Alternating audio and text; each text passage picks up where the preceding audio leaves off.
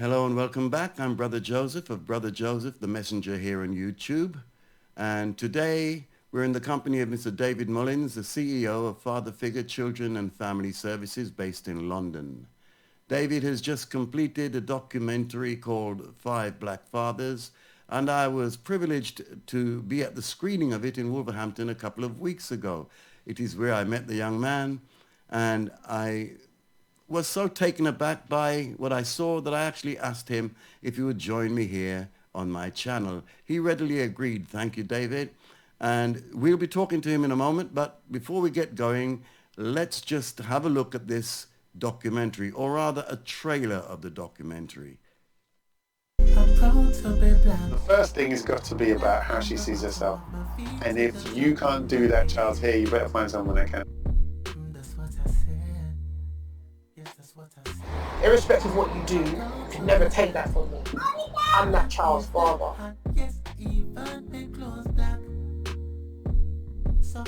When you start to miss someone, you know what I mean? And then the realization comes in, but they're not coming back. You said you've done everything a dad can do for the children. You've moved house, you've been near them, we've seen you with them, and you're a great dad. You fought for them in the courts. They're teenagers now. Go and live your life. With the younger ones, we're working to get it to 50-50. It's about 60-40, and then with their mums versus them here.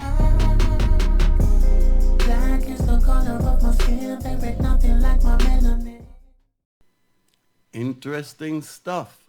Five Black Fathers. Well, hello, David, and welcome to the show. Perhaps you'll give us a little bit more enlightenment into what actually inspired you to do this, and a little bit about your work that you carry out in London. I hear you well. Can you hear me? Yeah, I can hear you fine. Wonderful, wonderful.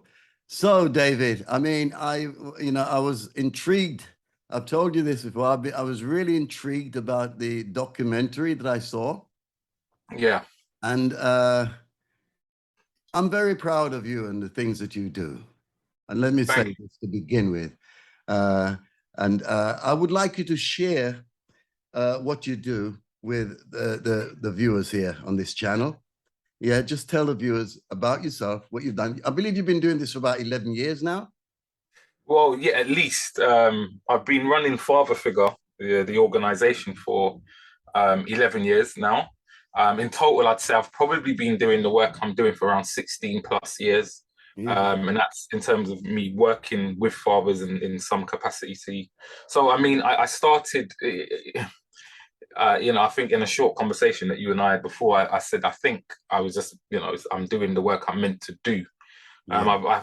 I had a bit of an IT background before deciding to kind of get into mentoring, so to speak. And I was doing that and in a really short while, I felt that I was really just being an overpaid babysitter, in the sense that I was being paid decent money to go into schools and work with predominantly young black boys. I was working for a project that specifically worked with young black, with black people. Yeah.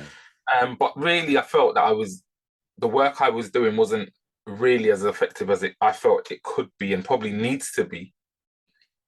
Because I was working with these young children and helping to support them change their behavior in the moment, for a moment of time, but nothing that was really substantial and long-lasting.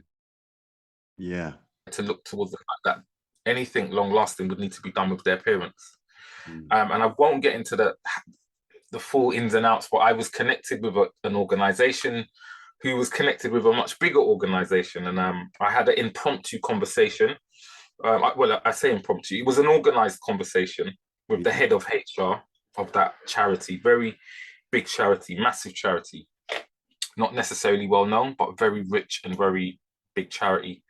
And I think one of the things that came out of it was I was told, on a piece of paper, we're not that interested in you, because you've got a lot of IT stuff going on there, but we're not talking about IT.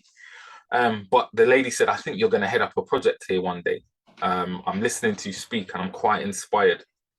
And I was offered the role as what they call a father's work. I had no idea what it was. I was asked, did I have any experience? And I was like, well, I don't even know what you're talking about.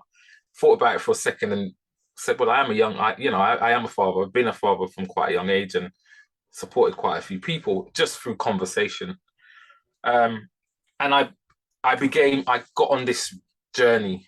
Austerity measures came in when they came in for the first time. And the first bit of funding that was cut was to the project I was working on. So that just gave me a whole different feeling. I've always earned money in one way or another. Yeah. Since I was 14 years old. And no one had ever taken that ability from me. I'd never been made redundant from a job. And so I had a real feeling a feeling I didn't like. Yeah. But even overriding that was the feeling I had for the fact that I felt the work I was doing was important and needed to continue. And so Father Figure was born. And I had no idea what Father Figure would go on to do. I just knew something needed to happen with fathers. And to bring it forward to today, what do I do? Well, when I'm not working for a local authority in London, which I work for part-time, actually working for that local authority, I have a very unique title. I am the Fathers Inclusion Lead. And I don't know that anyone has that title. My job is to make sure that all services for under 5-year-olds within that borough are including fathers appropriately. And so it's my job to train staff, to put things in place, processes in place that will keep services accountable and keep fathers involved. So that's what I do outside of Father Figure. For Father Figure, I act as a Mackenzie friend. And if you don't know what that is, I'm sure people listening won't or watching. A Mackenzie friend is someone who can go into court with you and be your support system, so to speak. You have varying degrees of qualification, some who are more qualified than others, some who are not qualified at all. But we do have to follow a set of rules set out by the court. So I go to court with predominantly men, and I should say that I have supported and do support mothers as well, because ultimately the child is my client. So I'm always going to be on the side of who I think is the child, I should say. All right. But in terms of any parent, I'll happily to support them through a process that is going to look for the best outcome for the child. So most of my cases are men who are not able to see their children for one reason or another. They've been denied that right and their ability to do so. And I help them through that process by completing paperwork, attending court, helping them to represent their case by telling them things to say, what to ask, when to shut up, when not to speak, explaining what is going on through the process. Another part of my work is I work with different local authorities in and around predominantly London. But, because of the beauty of Zoom and what we have here now, I can do this up and down the country, where I work with social services and do specific bits of one-to-one work with fathers who may be experiencing some issues within their parenting. As you know, the reason why how we met is I've recently become a documentary maker, and which I'm sure we're going to get onto. And the other thing I do is I have an online chat called Men Talking, the acronym being Men, Mental, Talking, and King. And that space is occupied by by Black men. It hasn't been advertised as a space only for Black men, but that's who turn up and that's who we cater to. And that's what and on that, we have fortnightly conversations online. We have guys from Birmingham, Nottingham, the US, sometimes Derbyshire, Brighton, all over the country. Black men in a space talking about things that are relevant and pertinent to us. So that is what I do. I hate being asked that question because look how long it's taken me to tell you. But the thing is, though, David, sorry to interrupt you here because, No, I was finished. The thing is here, it's so important what you're doing and it's so involved. It's a big picture, what you're taking care of here. It's big. It's very, very important. It's very, very big. And I'm sure you're very, very busy for the majority of time because there's so much to be done in this area. Yeah. So, you say, well, it's awkward to be asked about it, but, it's nice to hear what you're doing also. And I'm sure the viewers will enjoy what they're hearing and to know that there are people there, such as yourself, who care and who will help them in the situations when dealing with their children. Yeah. And the Absolutely. offspring. Because I personally, myself, have been through such a situation, losing my child.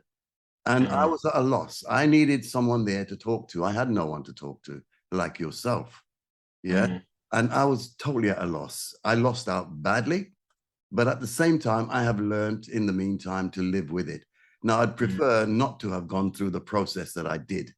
And Absolutely. you and what you do prevent others going through the painful processes that I went through. So Yeah. it's very, very important what you do. I mean, Thank getting you. onto the documentary Yeah. was fantastic. 5 Black fathers. It was Mhm. really done professionally. It was really good. And I was wondering, will you have that on YouTube at any time? Because you haven't got it on YouTube, have you? All you have is the No. trailer. Yeah, do you know what? Unfortunately, the plan is not to put it on YouTube, and it's a bit of a double-edged sword, right? Because Yeah. I do want people to see it. I want as much people to see it as possible. It's not a documentary for only Black people No. to watch, whether they're male or female. It's a documentary for everybody to watch. And so, you know, what has come out of every screening, the question that has come out is ones like this, or haven't the BBC or Channel 4 or Netflix or someone, because this is a documentary that needs to be seen. And it's really flattering. And it's really flattering because I have no background in film documentary One making. wouldn't think so. One wouldn't Yeah. think so. It's done very well, my brother. It's done Yeah. very well.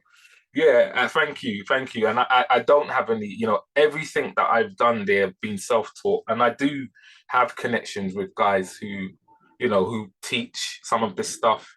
I mean, one of the fathers that were interviewed is he's a professional editor. Everybody watching here is likely to watch something he's edited for mainstream TV. He's a really big editor. But what I did was I really embraced and understood what artistry was about doing this project. Yeah. I wouldn't have, you know, you hear people talk about the arts and the arts, and the arts is so wide. It's like talking about IT. All right, there's IT fixing an actual equipment, but there's how are we even communicating from miles away? How is this information traveling down the, you know, through the network? So there's so many parts to IT. And just like artistry and art, there's so many parts to art. And I've never, you know, I've heard people talk about the arts, they're so important. Yeah, it is.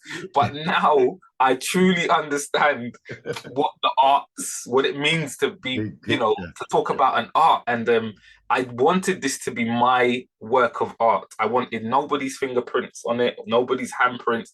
I just wanted it to be what I wanted to express, and it's my art. And whether it's I am a bit of a perfectionist. Hence, I would like to think why you think it's such a good standard.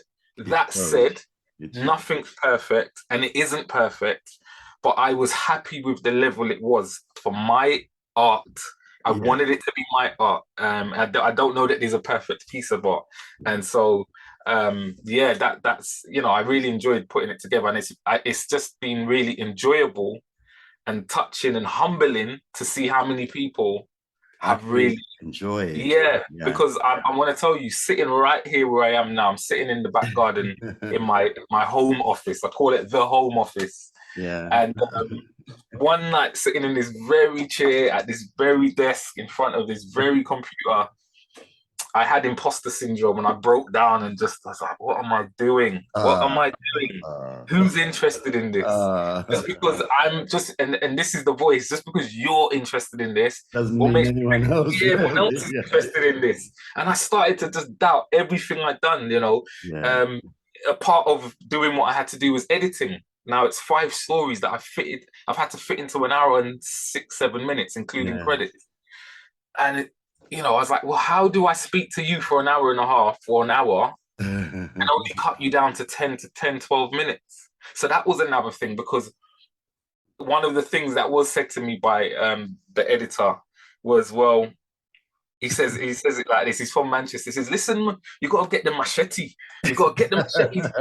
And they call me DC. You got to get the machete and chop it. Chop it And out. he said, "This is why you have an editor's cut and you have the director's cut, because the director thinks everything's important, and the editor takes the things that really are." And I had to make that decision all on my own as the director and the editor. So again, I'm considering who's going to be interested in this. Am I putting the right bits in? But yeah, I'm really pleased and humbled. I'm extremely humbled, and I know God's hand must be in it, because I couldn't do that. Like, that's not me. Now that's not my work. That is something else I wish to talk to you about, because the presentation was done in a church. I am not a particular religious person. I like to think of myself as a spiritual person, but as far as religion is concerned, I try to keep away from religion. Well, my dad's sorry to cut you. My dad's a pastor, and he'd say the same. He would say the same as what you've just said. The same thing. He has said the same. I've heard him say the same. There you go. He doesn't do religion. He does spirituality and brotherhood.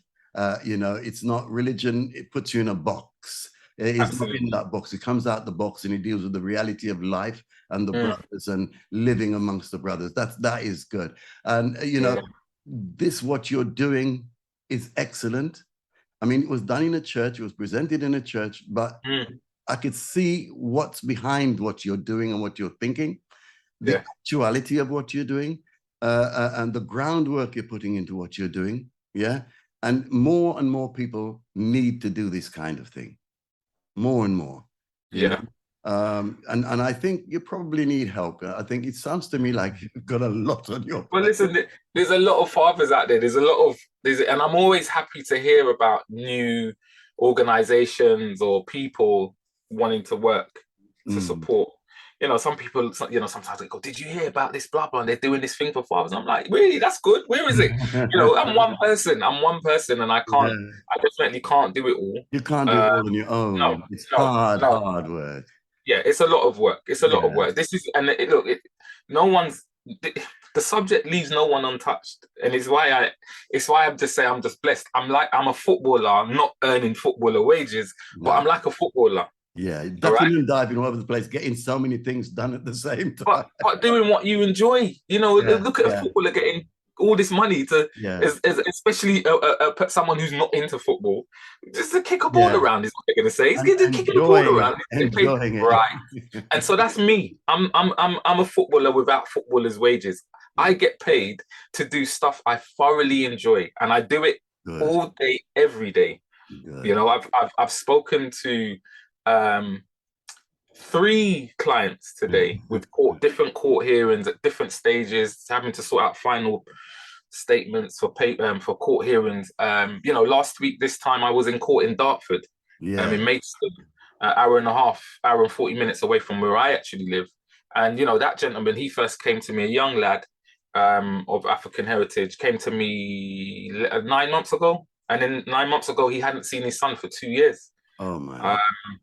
And he's hearing his case was concluded last week, and he's now seeing his son every fortnight. He had his son for the weekend. You was in court the entire day, one day last week, weren't you? That's correct. When I was trying to contact you, the entire day you was in court, and you still gave me time at the end of the day to arrange this thing, which is amazing. Thank you so much. No problem. Thank you so much. But no worries. How busy you are. It takes up the whole day. And I did ask you, so I'll ask you again, though. It's quite an emotive thing you're doing. And how do you manage to keep yourself emotionally detached and objective in what you do? Do you know, I think the unique thing about the position that I'm in and the work I do is that the experiences, like my personal experiences, as much as my professional experience. So I work in and have worked in the field of children and families for, I want to say, around the 16-year period. And within that period, I've worked at different levels, I train people, and it gives me the ability to remain child focused. So once you remain child focused, there is no room for emotions, and actually there is the emotions of for that of the child, for the feeling Yes. and to celebrate or to commiserate what the child might be going through. And so that's where I remain focused on. In 2 days, I've had 2 different clients talk to me about not making contact with the child via telephone. One, because he doesn't want to speak to the ex-mother-in-law, so the child's maternal grandmother, and one because he doesn't want to speak to the mother because the child's actually got a phone. And I'm saying to these guys, listen, you need to start making contact immediately. This is not about you and your feelings. I said the court doesn't care about that, and neither do I. Yeah, suck it up, get on with it, and have a conversation with your child, because nobody's stopping you speaking to your child apart from you. So that's the position I take, and it means that I can. Yeah, it does get a bit emotive, but not in a sense that I'm going to take it on. I've been able to develop an ability to kind of leave it here in the office. I'm not going to lie. There are some things that I discuss with my wife, and obviously in a confidential way, without mentioning names, but just putting scenarios in and bouncing it off. But that's my wife. It's not someone. It's nice to get an opinion. Yeah. But I'm able to. I've just been able to develop a way to leave it and let it be. It is my work, but whilst I'm doing it, I'm all in. I'm all in. I mean, any case that I'm in, I take it as if it is mine, as if I was in that situation also. But I have to remain objective. I'm always on the side of the child, so it's really easy. It's really easy for me. It's not hard. David, you're an incredible person. Thank you so much. Thank you so much. And I would like to talk with you again, more on what you do, because I think people need to know and need to hear of what's possible and what can be done, working together to achieve something positive or make positive achievements, especially in all families, Really important. Yeah, we do need it. Yeah, we do need it in all families. There's many estranged fathers out there, many. For various reasons, all different reasons, but there are many. And at the end of the day, it's the young people, it's the children that suffer. For one reason or another, they think their father doesn't want to know them, or, in some cases, their mother doesn't want to know them. It goes both ways, But at the end of the day, it's the child that actually gets the suffering. And it's sad, because that goes on with them for the rest of their lives. And in some cases, it's transferred to their own children. I mean, a lot of the time, these things are forming the adults that our children will be. This is factual. Yes. And this is not me, speculating here. No, it happens. These things happen, and we are forming as adults and as parents. We are creating these children and helping to form the adults they'll be. Yeah. We're pouring into them and taking out of them in more ways than one. And that's what I care about. I care about the wider community and world that I live in, and that my children will, live in. And it's important. It's important. If we want to make a better world, we have to make a better place for the children, and the opportunity to make a better world. We mustn't drag them along in the mud that we walk in. We must give them clean streets to walk on. Yeah. It's so important. We can build great trees out of them, but we must tend the seed. Tend the seed and nurture the seed so they grow into good trees, and not like us. We need to change. But the old bark is difficult to change. But we can change society, change the future, and we can give them better lives by nurturing them and ensuring that they can see the betterment of their lives and grow with that, rather than struggle through things and, be estranged from the beauty of their lives. Yep, absolutely. I agree. Thank you so much, David. Thank you for having me. Father bless you, give you strength, and help you to continue. Well, thank you, David. That was David Mullings, the CEO of Father Figure Children and Family Services based in London. You can contact David at his email on david@fatherfigure.org.uk or through the website fatherfigure.org.uk. If you like what you've seen, if you like what you've heard, why not give it a old thumbs up, subscribe, and ring the bell. Thank you for being here. I'm Brother Joseph. Until next time.